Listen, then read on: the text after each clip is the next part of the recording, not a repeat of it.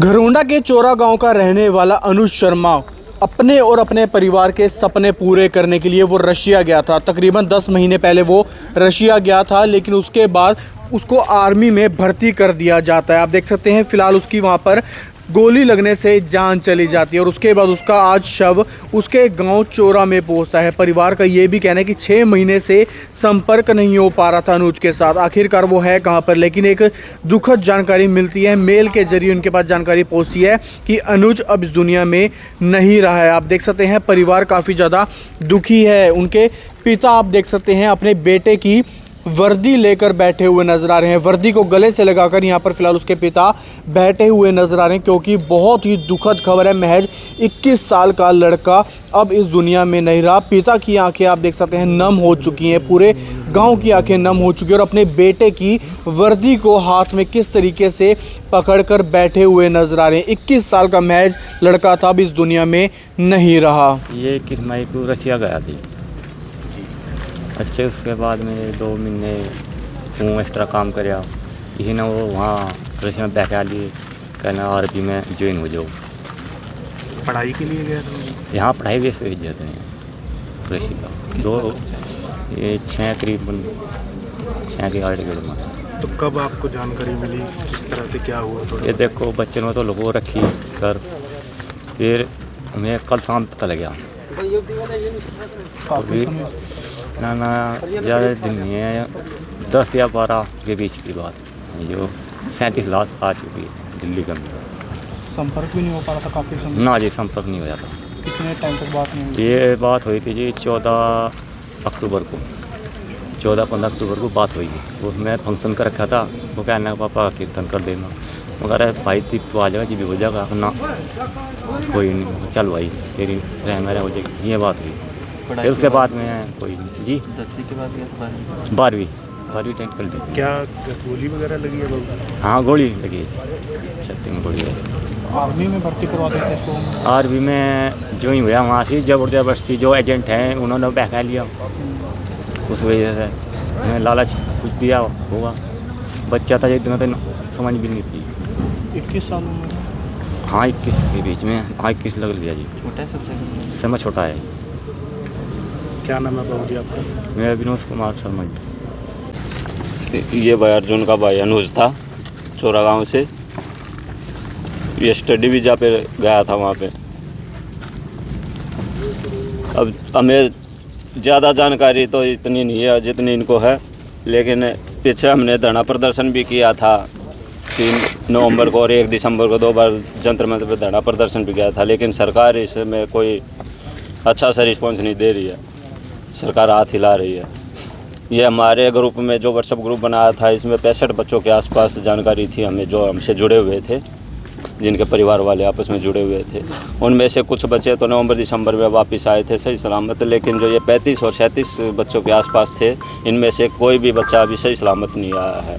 उसके बाद हमारे पास केवल 8 डेड बॉडी आ चुकी हैं, जो ये बताया गया कि आपके मिस हो चुके हैं, और अभी भी और कुछ बताए जा रहे हैं भाई, अभी वहाँ पे मरे हुए हैं। तो अनुज की डेथ किस तरह से हुई, थोड़ा बताएं, क्या जानकारी मिली थी आपको? ये तो इनके भाई बता सकते हैं भैया। क्या नाम है आपका? मेरा नाम श्री भगवान है। मेरा भांजा भी गया हुआ है, वही फंसा हुआ है मेरा भांजा। एक बार थोड़ा सर हमारे पास तो नोटिस ही आया था, वहाँ से मेल आई थी, भैया ऐसे ऐसे करके सरेंडर कर दिया था और शूट एंड ऑर्डर हुआ, इसको गोली लगी थी। हाँ जी, इसका ऑर्डर मिला था हमें, तो भाई गोली लगी है इसको, गोली का आश्वासन दिया गया था। मेल पे भी यही मैसेज हमारे को डाला गया था वहाँ से। कब हुआ था ये, कैसे हुआ था बताया? तो सर ये तो उनको ही पता कब हुआ था, बाकी हमारे को तो नोटिस ही मिला था सर, मेल आई थी उनकी, उन्हीं को ही पता कब हुआ था। बस हमारे को तो 3-4 दिन पहले ही मैसेज आया था। 3-4 दिन पहले? हाँ जी 3-4 दिन पहले ही मैसेज आया था। कब गया था अनुज के बारे में बताएं थोड़ा? ये सर जून, मेरे ख्याल से मई के आसपास गया था सर, स्टडी वीजे पे गया था वहाँ पे। आर्मी में भर्ती कर दिया?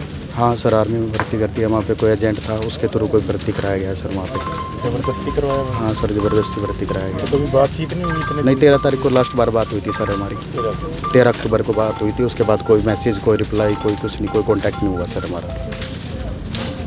तो आज अंतिम विदाई दी गई है? हाँ जी सर आज अंतिम विदाई दी गई है सर। कुछ कहना चाहेंगे आप? बस सर क्या कहना चाहेंगे, कोई सब कुछ भी निवासन नहीं है सर, किसी से क्या कहें, सब चाह चुके हैं सर। सर हम तो यही कहते हैं, जो बच्चे वहाँ पे गए हुए हैं, गरीब परिवार में बच्चा, ये भी बहुत गरीब परिवार से है, तो जितने बच्चे गए सभी का आश्वासन ही है भाई सबको सही सलामत जैसे भी है जिस स्थिति में भी है सबको वापसी लाया जाए सर। क्या नाम है सर आपका? मेरा नाम रविंद्र कुमार है सर।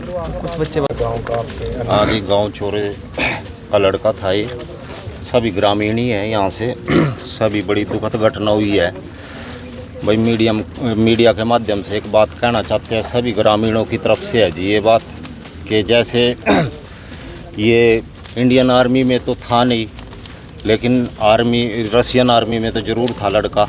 चलो यहाँ नहीं वहाँ पर गया है तो आप मीडिया को भी सभी को ग्रामीणों को भी ये पता है कि इसके जाने का मुख्य कारण क्या होता है। बेरोजगारी होती है जी, गरीब परिवार के बच्चे जाते हैं, आर्थिक तंगी है। इनकी वजह से कहीं ना कहीं बच्चे ये गए थे सिविलियन वर्क के लिए, लेकिन कहीं ना कहीं इनको फिर मिलिट्री उसमें डाल दिया गया है। तो हम यही चाहते हैं कि भाई यदि इतना अच्छा सुविधा संपन्न परिवार होता तो इनको शायद उधर जाने की ज़रूरत ही नहीं थी। अब जान तो देखो जी जान ही है, चाहे वो इंडियन आर्मी से जाए या फिर रशियन आर्मी से जाए। हम पूरे ग्रामीणों की तरफ से ये कहते हैं कि कुछ ना कुछ भारत सरकार नहीं तो कम से कम भारत सरकार को ये बात रसिया के सामने, मॉस्को के सामने रखनी चाहिए कि जितने बच्चे यहाँ से गए हैं और वो शहीद हुए हैं भाई उनको कुछ ना कुछ, गरीब परिवारों के बच्चे हैं, कुछ ना कुछ आर्थिक मदद दी जाए जिससे उन परिवारों का आगे जीवन कुछ सही तरीके से यापन हो सके। तो आपके माध्यम से यही है भाई, कहीं ना कहीं अब ये कुछ ड्रेस वगैरह, बैज, शूज वगैरह, इनसे तो भाई परिवार का गुजारा नहीं चलेगा। कमाने वाला लड़का यही था। आपने थोड़ी देर पहले इंटरव्यू लिया, अब आपकी हालत देख लिया है, दिहाड़ी मजदूरी करते हैं। यही है भाई, कहीं ना कहीं बच्चे तो चलो आ भी रहे हैं, कुछ सुरक्षित भी लौट रहे हैं, लेकिन कुछ बच्चे वहाँ रशियन आर्मी में शहीद हो रहे हैं। तो भारत सरकार से कहीं ना कहीं कुछ ना कुछ स्टैंड इन के बारे में भी लिए जाए। जिस प्रकार इंडियन आर्मी में आर्थिक सहायता का प्रावधान है तो रसिया की तरफ भी इस प्रकार की अपनी डिमांड बात भारत सरकार को रखनी चाहिए, जिससे कि बच्चे ये समझे भाई कल को यदि हम वहाँ जाकर शहीद हो गए हैं तो कम से कम हमारे परिवार को कुछ आर्थिक सहायता तो मिलेगी, जिससे उनका आगे आने वाला जीवन कुछ ठीक रहेगा। अब ऐसे तो चले गए और जी बॉर्डर पे वार में सारे देशों में चल रहे हैं, शहीद हो गए तो ये तो ना नाम और ना कुछ आर्थिक सहायता। इससे तो अच्छा है कि भाई आगे बच्चों भविष्य है, ना भी जाएं, फिर तो ये मजदूरी कर लेंगे। यही मजदूरी करने में। क्या नाम है सर आपका? विनोद कुमार। कर्ज लेकर भेजा था बच्चे को? हाँ जी, कर्ज लेकर भेजा था यहाँ से जी। मैं तो अभी बता चुका हूँ जी, आर्थिक तंगी से गुजर रहा था परिवार। पिताजी की हालत देख ली और ये भाई है, कमाने वाला एकमात्र वही था। इन्होंने कहा भी था, लेकिन कहीं ना कहीं आर्थिक तंगी की वजह से विदेश में जाएंगे जी, 2 रुपये कमाएंगे, परिवार का अच्छा लालन पोषण होगा, लेकिन इन चीज़ों पर सब सपने अधूरे रह गए जी। आपके माध्यम से यही है कि चलो आ रहे हैं बच्चे, शहीद हो रहे हैं, लेकिन इससे 2 दिन के बाद तो सब भूल जाएंगे परिवार किस स्थिति में रहोगा, किस में न रहोगा। लेकिन यदि कुछ आर्थिक सहायता हो, कहीं ना कोई बड़े लेवल पे, उच्च लेवल पे ये बात रखी जाए भाई इन बच्चों के लिए भी तो आखिरकार देखो जी शहीद तो ये भी हुए हैं। चलो इंडियन आर्मी के लिए नहीं, रशियन आर्मी के लिए उन्होंने प्रॉपर रिस्पेक्टफुल ड्रेस भी दी है, जो भी है बैज नंबर, ताबूत, ये सब चीज़ दी है। तो हम ये चाहते हैं कि कुछ आर्थिक मदद भी परिवार की उस तरफ से हो।